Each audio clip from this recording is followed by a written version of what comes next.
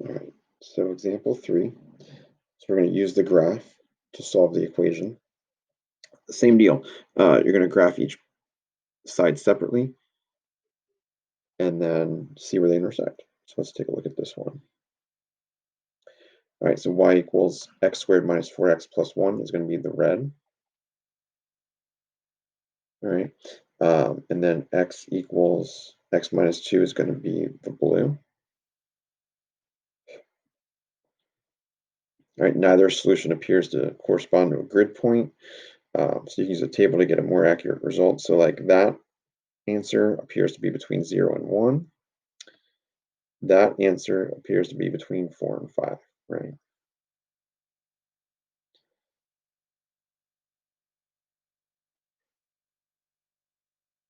So what we're looking at here is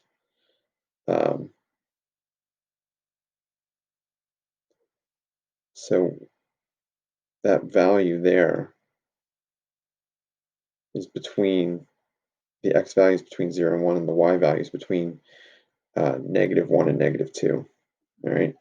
If you look at your answer choices here, right, an x value there of 0.6 gets you an x value of -1.4 and a y value of -1.04. The idea is you're trying to figure out what x value is making it equal, right? The closest it gets is 0.7, all right? So again, that's as close as it gets. I guess we're not looking at any other part of this, huh?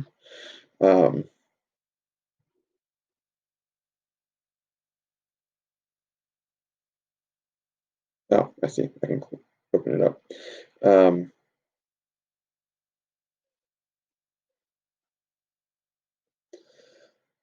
So you keep opening it up, getting closer and closer. So the x value that is the closest looks like it's this 0.697.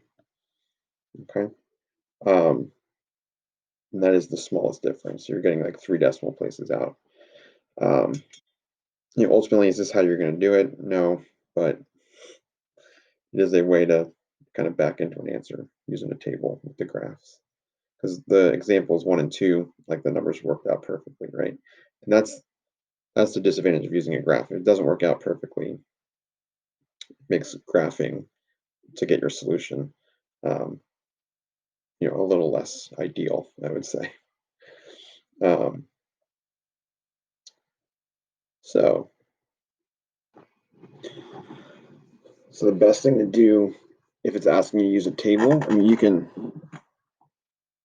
use a spreadsheet, but I would just make a table on your graphing calculator. So this is what this looks like. Um, go to y equals like you're going to graph it.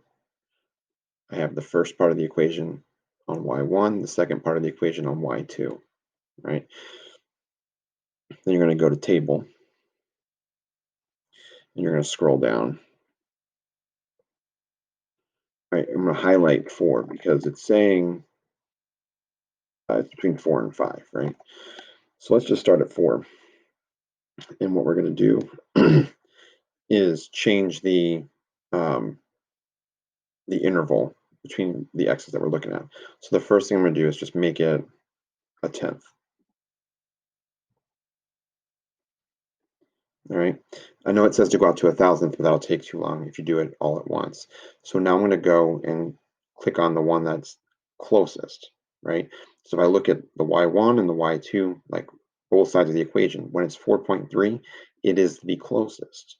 All right. So I'm going to go highlight 4.3, hit plus. By the way, that's how you change the intervals. You hit plus. All right. Now I'm going to change it to 1/100th. Again, it's asking for 1,000th, but we're going to get to it faster if we do it piece by piece. Now I'm going to scroll down and see which is the closest. It looks like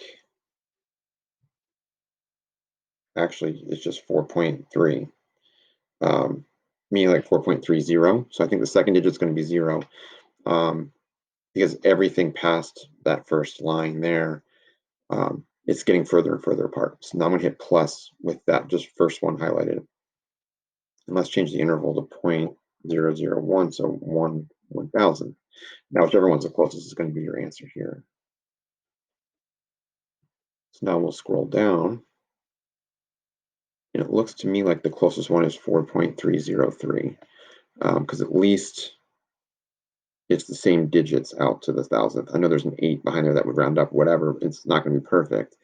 Um, and that's closer than this one here, right? Because I think this is 10 thousandths off. This is 8 10 thousandths off. So I think 4.303 is going to be your answer here. All right, let's look at example 4.